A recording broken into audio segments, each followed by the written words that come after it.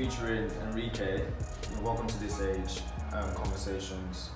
My name's Tunde. If you don't know my name right now, no, you do. So Henrique, we've only just started to get to know each other a bit. I know a bit about you now, but quickly tell people what you do.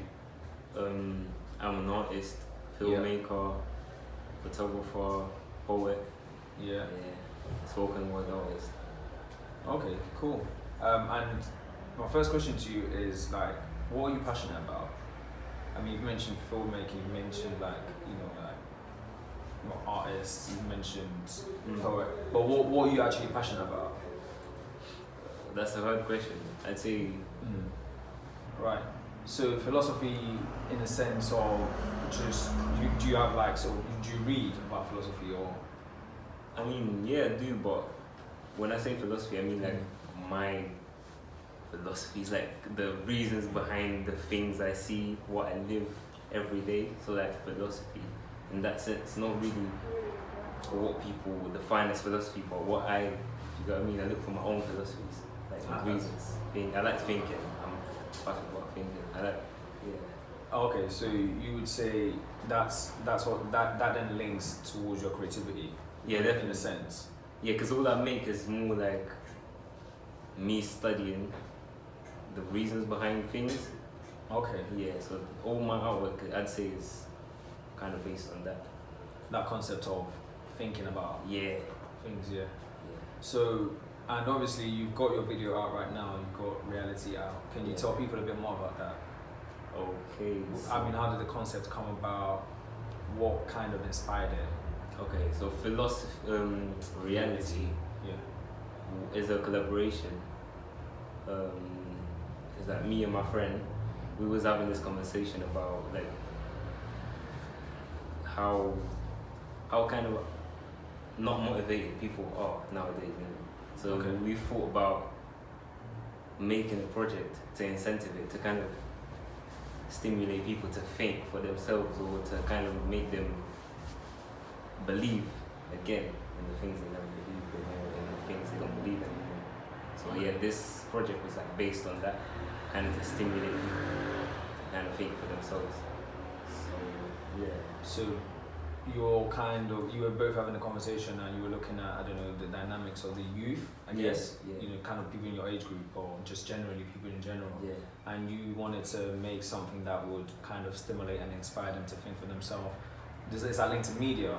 Is that linked to social media, or is that linked to peer pressure? General. Just in general? Yeah, okay. So, obviously, the media, we consume a bit of it unconsciously. So, even the concept of using newspapers, but in the background, that's that was to signify the media, basically. So what's going on in the world, and some of it is bad, some of it is good.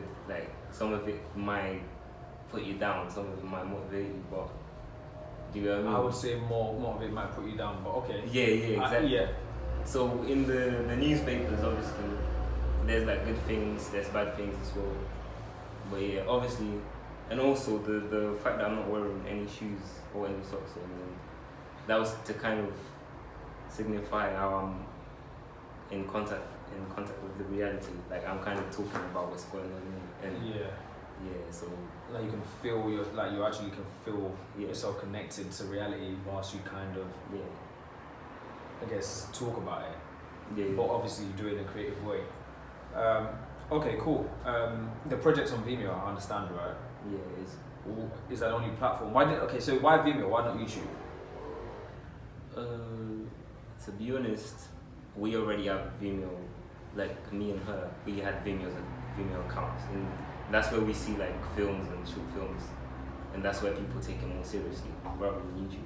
So, but we didn't really think too much about that. Yeah. So it was more Vimeo is seen more as the platform where if you need to kind of shorts. Yeah. So that brings me to my next question. So what do you think is our purpose? In life. It's a big question, yeah. What do you think is our purpose in life? I can tell you what my purpose is. I can tell you what your one is. Okay, what do you think your purpose is? Through what I do best, kind of show a good message or transmit a good message. And I'm at the point where I don't care about how much I earn. I just like wanna kind of go for this, for like creating stuff that would serve as instrument for people to kind of change their mentalities. Yeah, I just want to make a change rather than earn a lot of money, because money is just like a bonus. Like you just get it. Yeah. It's like if you do big, you'll get money anyways. You wouldn't need to do a work just to get money. Money shouldn't be the main purpose. Like, oh, I want this to get the money. No, you should want something else, and money will come. Money comes with you. Money's also money usually follows like greatness. The success. Yeah, it's not like greatness doesn't follow money. It's like it's usually greatness, then money then comes to is attracted to that. And that's what's wrong with like today, with today's society. People are so these rappers and stuff, they showing off money. Oh yeah, money, and then the youngers are like, oh yeah, I wanna have this, and that becomes their purpose. They'll be rushing like to get to that point, and then they don't know what they're doing. They just want to do anything that gets them to that level. And so that's why they're doing fucked up shit and stuff like that. You know, like that's what's wrong with me. It's like showing off and stuff like that. It's just, you know what I mean. But that's a different conversation. That's a different conversation. So I'm going to ask you, why do you think we're in a rush? I'd say, well, why some of us are in a rush? Some of us are in a rush? Yeah, I think it's what I said. It's like the money, the need to stand out, the need to just get where we want people to see us. Yeah. So you feel like there's a need for like to be seen. Everyone wants to be a light. Everyone wants to be shining. If that makes sense. Yeah, because it's very competitive. So it's like, everyone wants to be out there as quick as they can, like, because there's someone right here doing something they want to do, so it's like they want to go there quick. They can't wait. Yeah, but to get there. Yeah. Okay.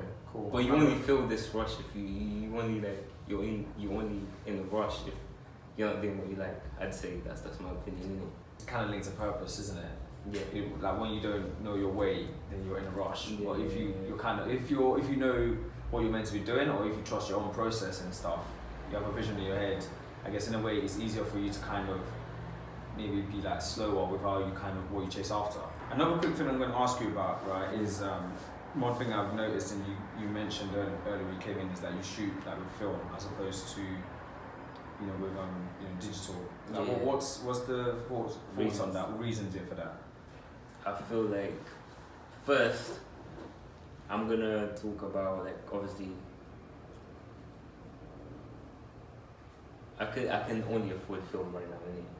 Cool. I mean that's kind of funny because I'm always buying film, like, to take pictures with it, but it's like for me to get the camera, it was cheap, so I got it straight away. Then economics, and then economical reasons, cool. Yeah, and then like also it's because the difference. Now I'm gonna talk about the differences in it. Why I find film better. It's because film, I just think it's more realistic. Things are way more realistic, and like you get things the same way I visualize, the same way I picture things, the same way I kind of see. That's how it comes out in film. Okay. And in digital, it's more like everything is more like artificial kind of thing. But that must be just like it might just be That might just be Okay. One other thing is every single shot becomes valuable because you only take one shot of one thing from a certain angle. So, and you won't be able to see it straight away. You're just taking away once you develop. So it's like the curiosity makes you then think that the picture will be valuable. You kind of see the picture as it's more like there's less room for error in a way. Is that what it is? Yeah, it's like even if there's like something wrong with it, you'd appreciate the picture because that's the only shot you've taken of that vision you had. So you value the shot, every shot, even if it's like rubbish in that kind of perspective. But Yeah. Like even if it's blurry, even if the person moved their neck to the side or whatever, or didn't quite, but every shot would count because obviously there's that. Yeah, so it's just interesting the fact that we wait, like the curiosity, like the shots you can't see straight away. Yeah, these things like make it good as well. And this time of like this, just the fact that you value your visions more, and it's more natural, it's more action that way, innit? So that there's nothing. Yeah, it's limited. Oh, and it's limited as well. When you buy a film, there's only like a limited number. You can only take 26 pictures, so you make everything more professional. I mean, I do personally. I won't play around too much in it. If I've got something to shoot, like if I think like this is something I should shoot because I think it's it's beautiful.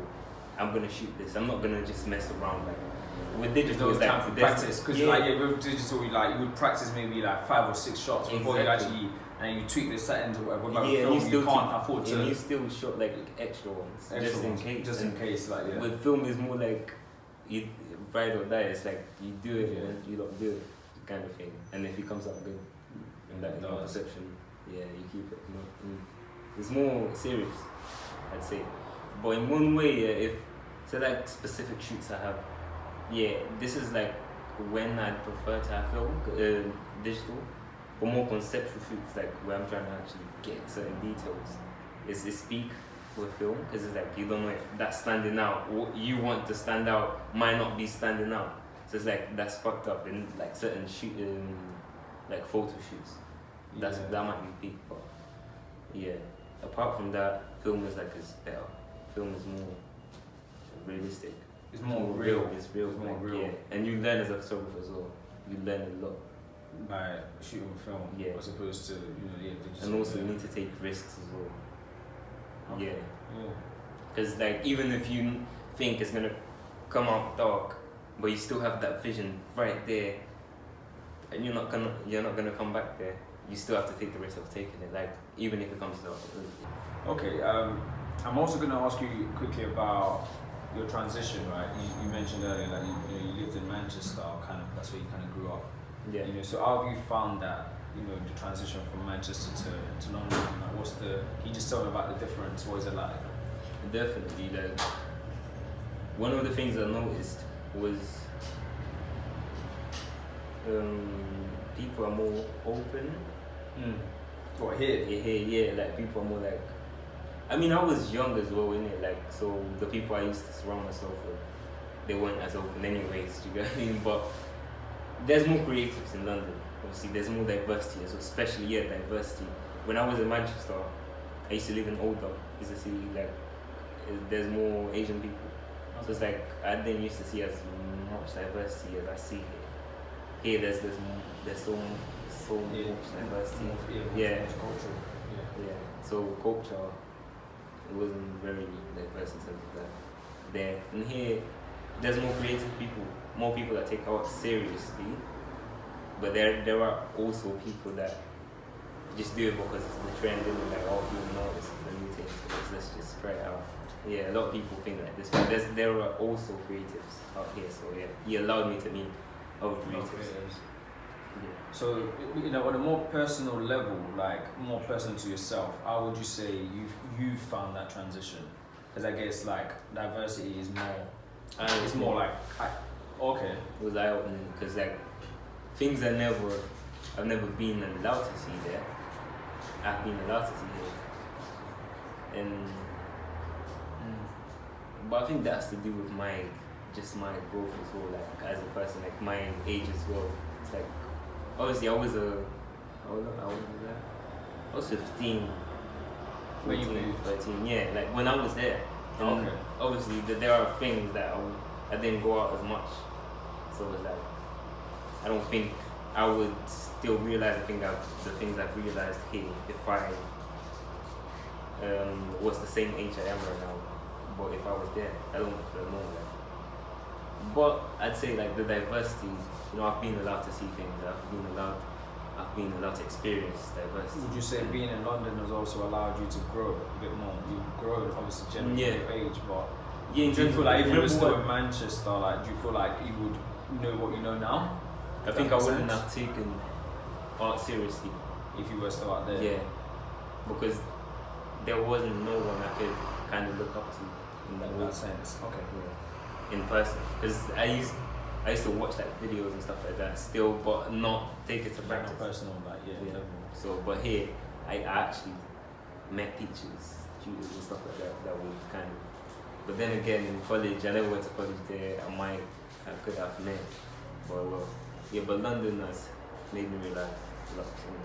Yeah. Okay, cool. Yeah. Yeah.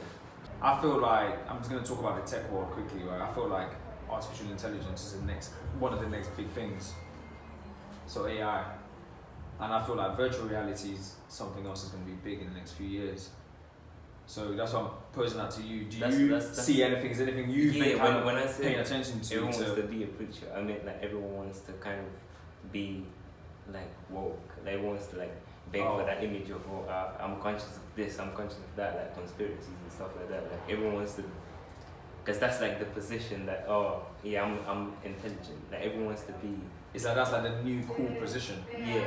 That's and the that's cool that's thing. That's like we rush into me, like a lot of us are rushing to be in that position rather than actually talking knowledge. Do you know what I mean? So a lot of us are just talking nonsense and just kind of trying to make it seem like as intelligence.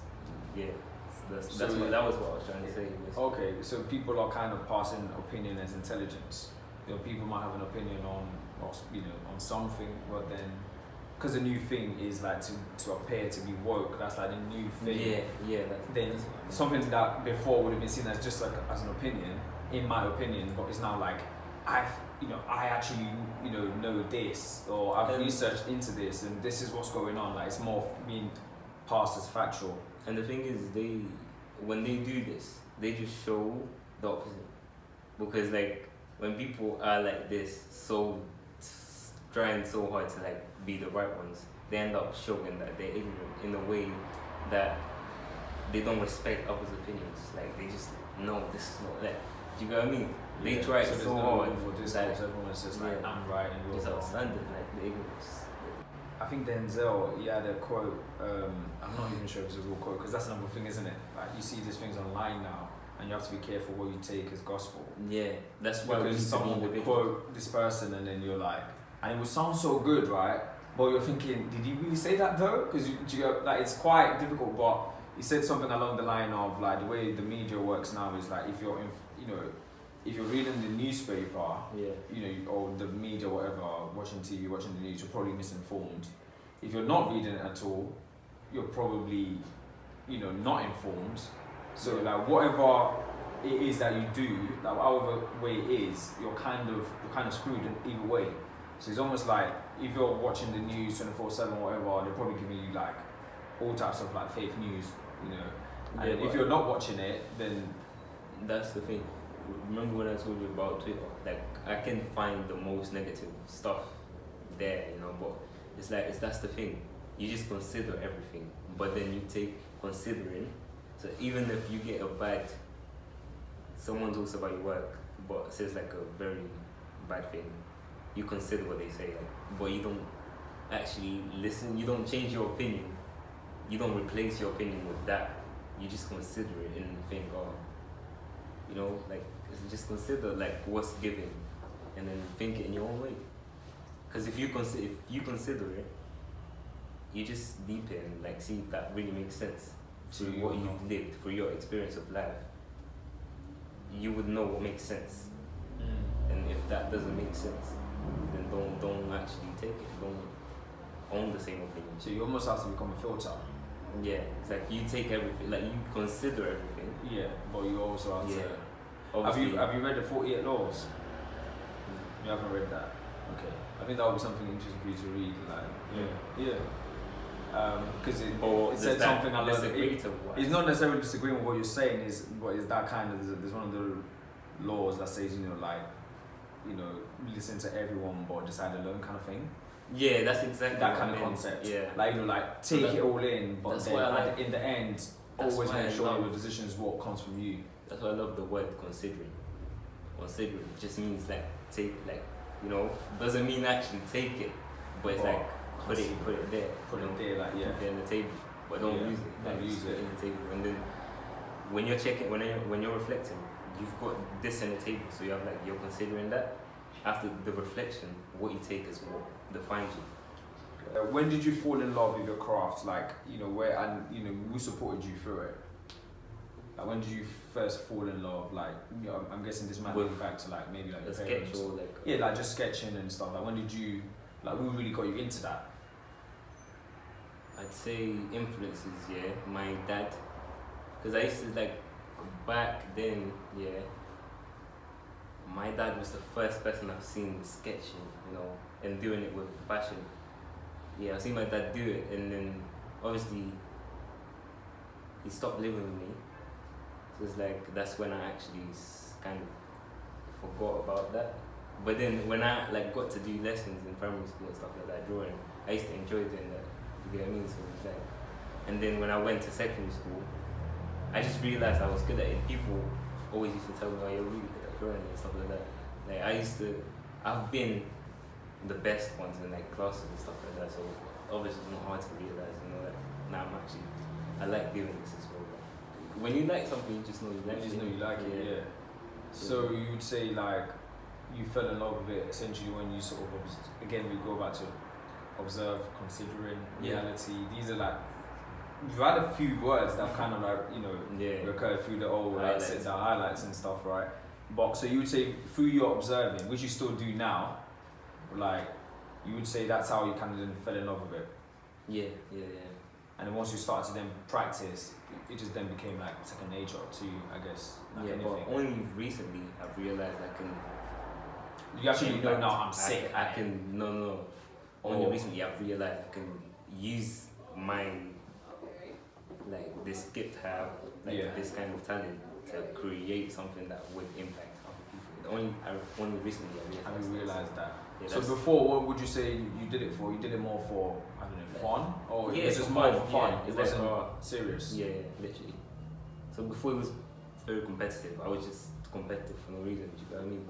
Now I don't, like, this kind of competition doesn't make sense anymore. It's just like I do what I do, you know? I don't do what they do, you know what I mean? So it's like there's no competition anymore. I'm enthusiastic about anything, really. Like, say like a struggle. I enjoy my struggles, innit? It's like I use it, I wear it, because like they're gonna teach me something. I'm gonna learn through it. So it's like anything that's given to me, I use it. Okay, but so how does that link to diversity? If that makes sense, because you said like I wanted to you know speak a little bit about. Wait, the question is, what do you like about this age? What's good about this age? And you reckon diversity is? Yeah, because like I feel like now a lot of people are showing off, like it's like they're not hiding anymore, kind of thing. So it's like there's diversity. You're allowed to see diversity. You can see diversity going on. So people are being more themselves, or like when you mean diversity, do you mean diversity in the sense of like culture and races, or do you mean diversity in the sense of individuals? Like people are allowed to like actually express themselves. Like there's so many different types of people now, and it's allowed. The different it's allowed to be different types of people. Yeah. Like, yeah, I'd say just like communities. There's so many different communities. Yeah, I'd say that. Okay, cool. That's a good one, and that's, I guess maybe in a way that's something we maybe take for granted because it wasn't always like that. I mean, where can people find you? Where can they check out your work? Yeah, that's your social? That's your go-to? That's Bay. Yeah. Okay. Okay, cool. Instagram. What's the handle? H. Oh yeah, it's a complicated one, isn't it? Yeah, I'll just put it out there. I'll put it out there. I'll put it below, whatever, like up there. But yeah. Cool. All right, cool, man. Thanks for sitting down with us. Okay. Yeah. Thank you. Yeah. All right. Oh, the picture. Yeah. Picture. Cool. Do you like this? Yeah. Do you like that? Is that good? What about this? What about? Do you need a mirror? Good story.